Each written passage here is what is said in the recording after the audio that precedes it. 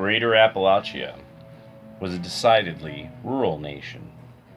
Borderlanders expanded across Kentucky and the southern Midwest, not as transplanted communities, but as individuals or in small groups. Scattering themselves through the forests and hollows, they formed towns, almost as an afterthought, spurning investments in communal resources. Across Greater Appalachia, local taxes were low, schools and libraries rare, and municipal governments few and far between. The proportion of Kentuckians enrolled in public schools in 1850 was about one-sixth that of Maine, the poorest and most frontier-like New England state, while its libraries had fewer than half as many books per capita. Appalachian illiteracy has complicated historians' efforts to trace its people's progress. Most accounts of Midwestern borderlanders come from the voluminous writings of Yankee neighbors and visitors to the region, who were generally shocked by the poverty. Philadelphia physician Richard Lee Mason crossed southern Indiana in the winter of 1819 and described coming upon one of the most miserable huts ever seen, a pile of slabs laid against a pigsty containing a woman and two shivering and almost starving children, all of them bareheaded and barefoot. The father was absent in search of bread. One farmer reported southern Illinois has been a city of refuge for the poor people of the slave states. I saw children here last year eat dirt, they were so hungry. Midwestern Yankees took to calling the borderlanders butternuts, a reference to the color of their crude homespun clothes. Hoosier, a southern slang term for a frontier hick, was adopted as a badge of honor by the Appalachian people of Indiana, including James Donovan Warland. Appalachia's farming was an improvised and destructive affair. Borderlanders, who were primarily a society of herdsmen, sought forested land where they burned the trees or killed them by girdling. Corn was planted between the stumps and when ripened, fed to hogs and cattle, or made into cornbread, cornmeal mush, or whiskey. Families often stayed in a particular location for only a few years before moving on, sometimes because they had been squatting and the real owners appeared, but more often because the area had started to get too thickly settled. As one scholar explained, when neighbors got as close as 5 miles, they felt crowded. Scholars have since found that 60 to 80% of frontiersmen moved within a decade of arrival, with the poorest people relocating most often. Outsiders blame the settlers themselves for their poverty. Dr. Mason said the people of southern Indiana were imprudent and lazy beyond example. Yankee energy and enterprise do not enter into the composition of their character, an Ohio-based journalist agreed. The resources of southern Illinois are limited only because its inhabitants have not been adequate to develop its resources. Yankee-born state senator Jason Stravell told his colleagues on the floor of that state's capital, sloth and independence are prominent traits in their character. A Massachusetts pastor said of West Virginians, alleging these were their principal enjoyment and chief ambition, respectively. Another described the butternut as a long, lank, lean, ignorant animal, little in advance of the savage state and content to squat in a log cabin with a large family of ill-fed and ill-clothed, idle, ignorant children. One Illinois newspaper deplored the intellectual, moral, and political darkness which covers the land in Appalachian settled areas. Outsiders also remarked on the unsettled nature of the region's people.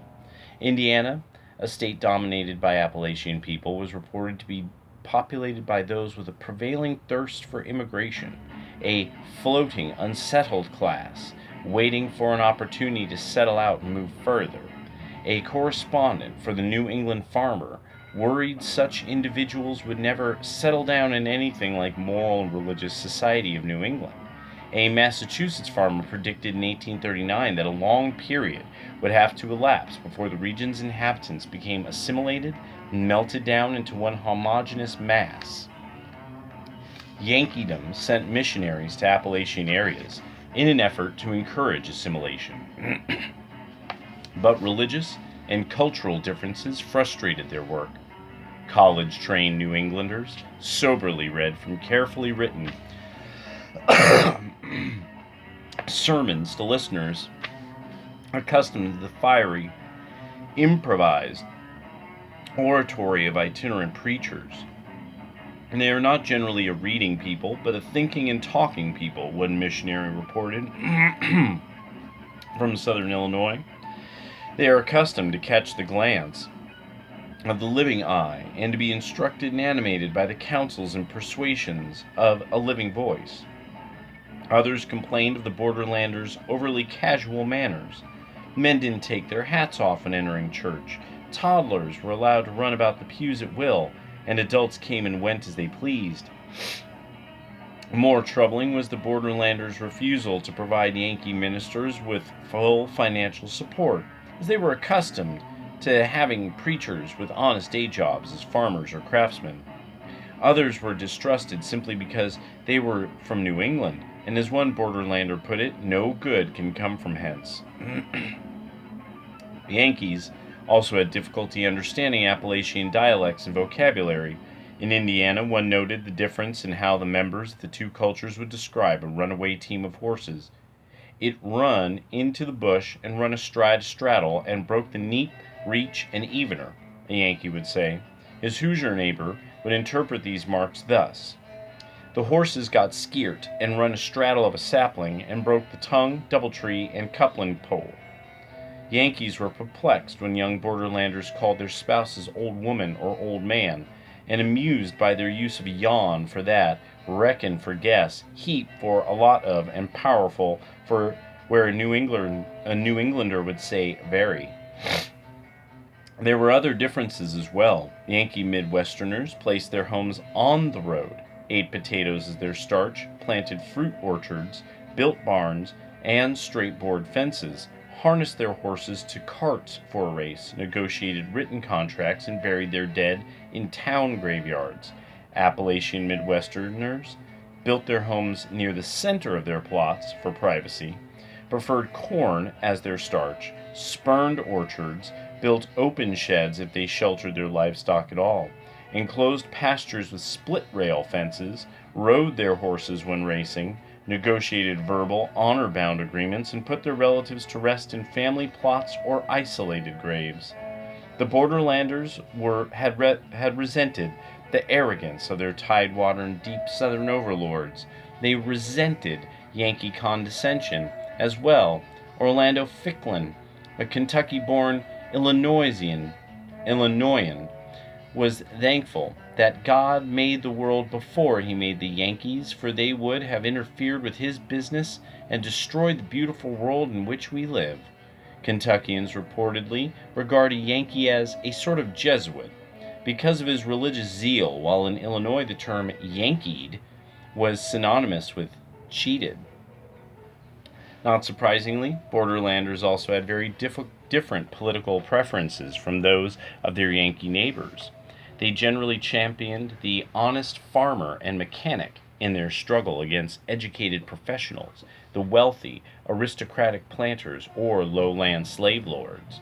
One Hoosier editorialist urged his countrymen to vote for men who know what it is to eat their bread in the sweat of the face, because they will know how to represent your interests. Otherwise, the produce of our labor shall be filched from us to support an aristocracy that in the end will overturn our liberties. Appalachian people everywhere distrusted political parties, seeing them as cartels of powerful interests, and voted for whichever one appeared to advocate for ordinary individuals. For Appalachian Midwesterners, it was the meddlesome Yankees who represented the greatest threat to their ideas of individual freedom. As a result, borderlander-dominated regions solidly supported the deep Southern-led Democratic Party throughout the 19th century and up and right up into the civil rights era. As Kevin Phillips has observed, butternut Democrats did not care much about slavery, but they could not stand the Yankees. Their political representatives railed against Yankee efforts to use the federal government to impose their morals on the other nations.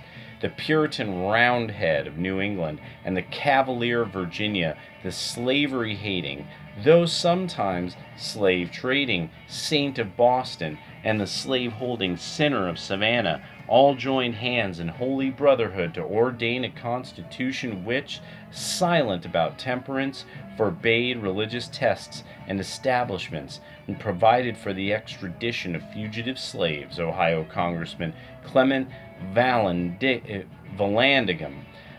noted before blaming Yankees for endangering the Union by opposing the expansion of slavery.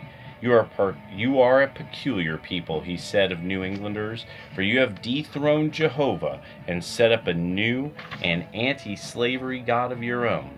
On a national level, the Democrats capitalized on this libertarian zeal by emphasizing the need to protect personal freedom, including the freedom to own slaves from government interference.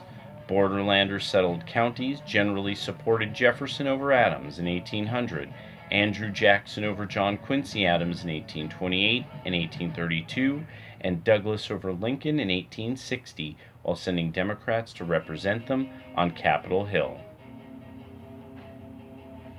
Thought I would just read that part because I thought this was just blowing me away.